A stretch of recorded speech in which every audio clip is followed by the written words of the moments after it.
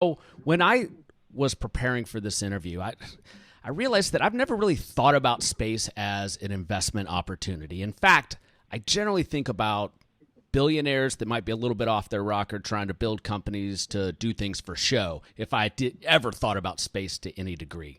What are the misconceptions about this space economy? So everyone actually has a completely different interpretation of what space means to them. And space is a much more tangible arena than people actually think. So we mentioned GPS and satellite imagery as being things that help kind of people relate and understand to how space is actually affecting their current everyday life.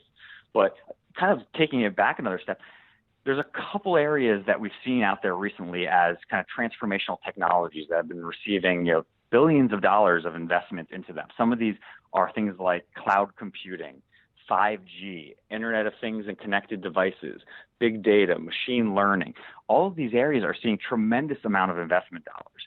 What people don't realize is that they're actually reliant in many cases upon satellite-based systems and space networks.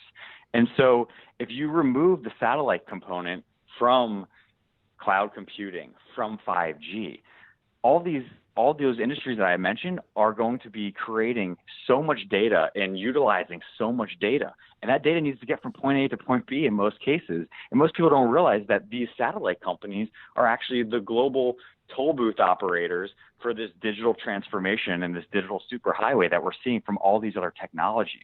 So I think what's really important is actually helping people understand what is space. So it's not just the rocket ships and the spacecrafts that you're seeing, but it's the satellite manufacturers and the operators and these telecom companies that are reliant upon space-based systems. And so looking at something like UFO or even just looking at the broader space industry, these are all things that are now becoming investable today. And you mentioned the billionaires that are kind of going off on their own projects.